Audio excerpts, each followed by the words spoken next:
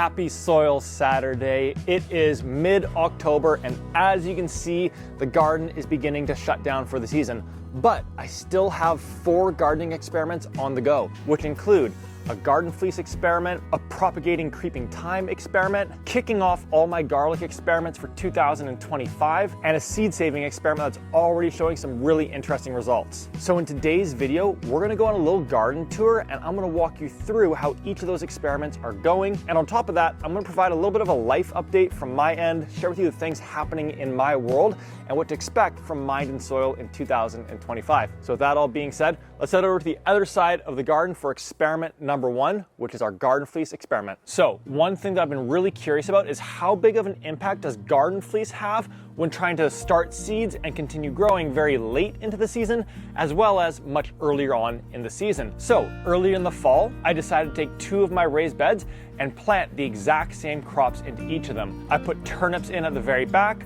followed by radishes, and then I had 3 square feet of spinach, followed by 3 square feet of arugula. I covered them with the exact same worm castings, gave them the exact same watering and irrigation, kept every variable the exact same. The only difference is that I then put a floating row cover over top of one of the beds. Now the hypothesis with this is that the garden fleece is going to trap some of the air inside there and create a warmer environment so that more seeds germinate and they ultimately grow better as well. But I was a little bit skeptical of this because the first thought that I had was it's also potentially blocking a lot of sun. So will that result in them growing a little bit smaller? And so I'm now a good ways into this experiment. And as we can see, we've got lots of germination and growth happening in the bed that does not have any garden fleece on it. But let's take a quick look in the bed with the garden fleece, and then I'll do a full results video in a few weeks' time. All right, and as we can see, there's definitely some pretty good growth in here. You know, like these radishes are doing really quite well. They're quite happy. The arugula, I'd say, is even a little bit bigger than the arugula that did not have the garden fleece on top of it. But not a single one of the spinach seeds germinated underneath the garden fleece. So there's some really interesting stuff happening in this gardening experiment. But one of the problems that I'm running into is, as you can see, the sun's out right now and I'm fully in the shade, and these beds are fully in the shade as well. So I actually don't know if I'm gonna get too much more growth on these plants. And what that means is that first, I'm gonna do a full recap video on this gardening experiment in a few weeks' time. And then secondly, in the early spring, I'm gonna take some of those learnings that I've gotten even from this initial experiment and do another experiment in early spring where I'm gonna do 1 raised bed without any garden fleece over top of it, 1 with garden fleece over top of it, and then a 3rd bed that actually has more of a polytunnel and a greenhouse type of effect over top of it. So even though this might not be the result that I'm looking for from this particular experiment, I'm already getting some really cool learnings that I'm super excited to try next season. Now, with that all being said, let's move on to experiment number 2, which is the creeping thyme experiment. So to provide some background context on this experiment, this path right in front of me here, I have this dream and aspiration of it being a fully creeping thyme path, for kind of like the nice stones to be all laid out and just have creeping thyme going all throughout them. And so 2 years ago, I spent $300 on creeping thyme seedlings, planted them throughout, and as you can see, they have grown a decent amount and they've spread a nice bit, but they've not nearly covered the entirety of the path.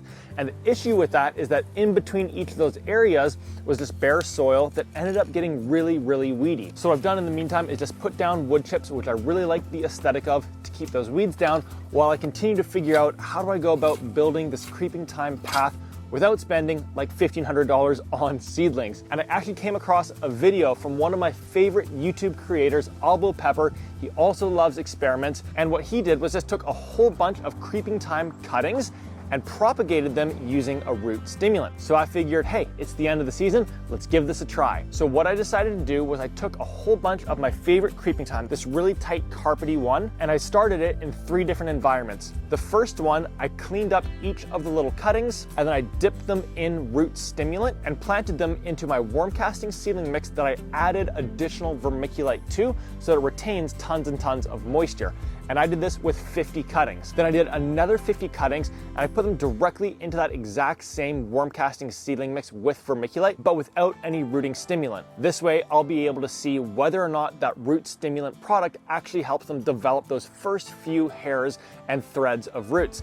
Because ultimately, that's all that we need in order for them to begin growing. And that got me thinking, well, what if I were to just dig a portion of this out and find a whole bunch of little cuttings that already have small root hairs developed on it. So I grabbed another 50 of these and put those then into the exact same seedling mix. So every variable is the exact same, except that 50 did not have root stimulant and the other 50 did have root stimulant. And then the third and final piece did not receive root stimulant because they already had some small root hairs already on them. So now let's head to the back deck and take a look at how they're doing. So these have been hanging out underneath the grow lights inside since I started that experiment a couple weeks ago. Let's take a look and see how they are doing here. All right, so starting with the ones that did receive the root stimulant, what I'm gonna do is actually pull one of them up because there's two things that are really interesting to me so far. And so as we can see here, like we've obviously got the foliage on the top, but then on top of that, I'm noticing 1, 2, 3, 4, 5 really nice root hairs that are on there. And that is the only thing that I was looking for and hoping to see at this point in time. So from that perspective, I'm really excited about where I'm at with these ones. And the second piece is that I'm now starting to see the first little bits of new foliage growth, which is of course a great sign. That's a sign that it's alive, it's well, it's now going into growth mode. So let's put this one back in. Let's take a look at the ones that did not receive any root stimulant. All right, let's pop this lid off. Let's grab one of these. Do we have any growth? Let's grab this one right here, right in the middle. See how we're doing. Ooh, come on, buddy. There we go. And sure enough, take a look at that right at the bottom. 1, 2, 3, 4 little hairs that are coming out. Get close up on that. And honestly, like all of them in here are looking like they're alive. Nothing looks dead by any stretch. So I think we're in a really good place with these ones that did not even receive any root stimulant as well. Maybe a little bit behind, but again, I'm gonna do a full breakdown of this once this experiment is complete, a little bit closer to the springtime. That's right, some of these experiments take 6, 7, 8, 9 months to do. I'm even designing one right now that's literally going to take more than 2 years to run. So really appreciate any of your support. If you want more of these gardening experiments, then it would mean the world to me if you just subscribe to the channel here. Let's take a look quickly here at the third environment. These are the ones that already had some root hairs on them.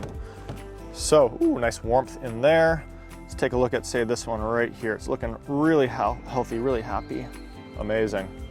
So yeah, as I kind of like anticipated and thought, this one has tons of root hairs on it, really like all over the place. And honestly, like lots of new vibrant growth on it as well. So I won't know the final results on this experiment until closer to the springtime. But when that time does come, I'm gonna share all of them with you. But honestly, I'm feeling really, really bullish, really optimistic about this experiment because like, assuming that all continues to just work as it is right now and they continue to grow, that means that in the springtime, I'm gonna have like 150 creeping time seedlings to be planting into the garden. And that, at $4 per seedling would save me more than $600 just on that alone. And if you're wondering why I have all these chicken staples in here, I'll explain why in the full results video in a few months' time. But right now, let's head into the garden for experiment number 3, which is actually kicking off my garlic experiment for this upcoming season. Also, I almost forgot to share this quick little experiment with you with my strawberries. This is hands down my best year for strawberries. And with strawberries, you're able to propagate them. But it's not something I've done tons of in the past, and I certainly haven't with this variety. So what I've done is I've started taking a couple of these strawberries and propagating them by simply splitting the crowns at the base of the plant and planting those new crowns into my worm casting seedling mix and then placing them underneath the grow lights. I've only done a few of them right now just so I can see whether or not it works, and then come the springtime, I'm going to do the rest of the bed to continue propagating them because they did so well this year. Now, let's actually continue along to the garlic. So as I plant the garlic here, I'm going to be running 2 experiments this year, but I'm not going to tell you what the experiments are. I want to see if you can pick up on what they are while I plant them. And while I go about doing the planting here, I wanted to provide that little kind of like life update for you. So many of you have been following the channel and you saw my video a couple months ago when I hit 200,000 subscribers and really was not in the greatest place or the greatest headspace. And again, a huge part of why that was the case was because I was feeling that financial pressure. And every week it felt like I was pressed up against this question of like, am I creating this video or sending out this newsletter because I believe this is the best thing for the gardeners in the community, or because like I need my paycheck for next week to be able to cover the different life bills that I have? And that was weighing on me a ton because I felt like too often it was the latter of those, that I was needing the cash flow to come in the door and kind of hitting that sales button too frequently for my personal comfort level and where I'm at. So not that long after that, I decided to pick up some part-time work. And that's effectively given me the financial kind of security or baseline to cover all of my, pretty much living costs and whatnot, which has allowed me to just return to creating the content that A, I want to be creating, and B, that I feel is kind of like most valuable for the gardeners in the community. And honestly, like probably the stuff that I would watch as a gardener back in the day. That's why I mentioned like Albo Pepper a little bit earlier, because I remember loving his experiment videos way back in the day when he was doing those. And so after I started picking up that part-time work, sure enough, I was able to kind of begin going further down the path of experimentation. And that's really resonated both, I think, with all of you, but more so, it's resonated with me internally, whereby I've just absolutely loved creating content over the course of the last few months. All of that like pressure, all of that weight that was kind of resting on my shoulders, it feels gone. Everything feels so much more playful now, so much more joyful now. And it's just been so cool to be able to feel a return to that. And I think in some ways, there was a bit of a feeling of like, oh man, I'm a bit of a failure because I haven't made it, or I haven't been able to turn this into a viable entity. But ultimately, like this step backwards that I'm in the midst of right now has allowed me to be more playful and ultimately get the clarity on where I want to take Mind and Soil next.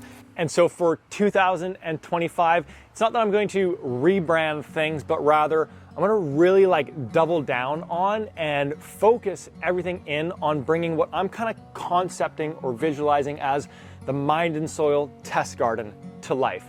And so everything that I'm going to be sharing, producing, all of that is only going to be gardening experiments and gardening results for next year. And I have a list of like 60, 70 gardening experiments that I'm adding to every week that I'm super excited to be kicking off, all the way from early on in the season, like testing $50 grow lights versus $500 grow lights, all the way through the entirety of the season, such as, does chitting potatoes actually help them grow, or are you better off planting a full potato? There's so many things that I'm curious to be figuring out and then ultimately sharing with all of you as well. So it's continued to be a journey, just as it has been for the past 3 years that I've been kind of creating and working on Mind and Soil. But I'm really glad that I took this one step backwards, and proud of myself for kind of having the awareness that something needs to shift, and that is going to require taking a step backwards. But in doing so, I feel really optimistic and positive about what the future holds for Mind and Soil. So yeah, that's the quick little life/business update here. If you would like me to do more kind of like updates or kind of like behind the curtain of what's actually going on in my life, let me know down in the comments. I'm kind of curious about the idea of doing a once per month update video on both gardening experiments, such as I've been going through today, as well as just kind of like a little bit of a life update. So if that's of interest to you, let me know down in the comments. And also let me know if you think you know what the 2 garlic experiments are that I just started in this bed, down in the comments. Now to wrap up this video, let's head up to the back deck to check in on the 4th gardening experiment, which is a seed saving experiment that's showing some really interesting results. So one thing that I've been wondering about when it comes to seed saving is, do you actually need to ferment your seeds before saving them? Or can you just put them on a piece of paper towel and allow them to air dry? Which one works better?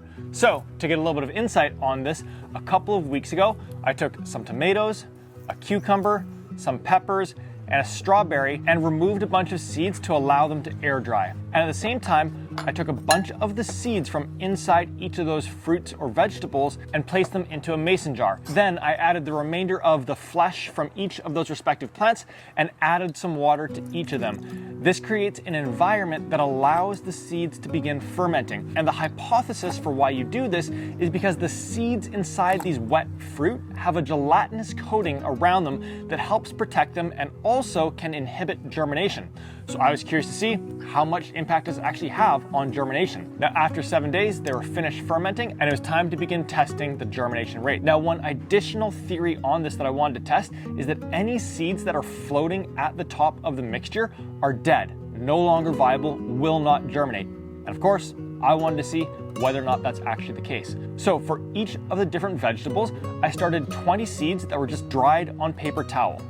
Then I started 20 seeds that were floating at the top and meant to be not viable whatsoever. And then lastly, I did another 20 seeds that were the ones that sunk to the bottom, which should be the ones that are viable, no longer have a coating on them, and should have the highest germination rate. And since then, I've just had them underneath the grow lights in my seed starting station to begin the germination process. And needless to say, we've got some really interesting results that are starting, just at the very beginning, to show up. So first of all the tomatoes have germinated. Why are the ones that did not sink, that were floating at the top, why are they germinating so well? Then move to the cucumbers, not a single one has germinated. What on earth is going on there? Now for our peppers, we're looking at really good germination in 2 of the 3 environments. And with the strawberries, still a little bit too early to tell. Only about 14 days in right now, they're gonna need longer to germinate. So needless to say, some really interesting results that are being discovered in this experiment. And I don't have anything else I can share on it at the moment, but in a couple weeks time, once I'm totally done and have all the germination rates, I'm gonna put together a finalized video for all of you so that you can see exactly what happened with this part of the experiment. So that's the quick update on my October experiment and kind of on the life front as well. As I mentioned, and you can probably feel it as well, I'm really excited about doing even more experiments in 2025, and I'm super pumped to have you along for the ride. So that's all for today. It's probably just about all for this season as well, so have a great rest of 2024. I'll catch you in 2025 when I kick off the test garden.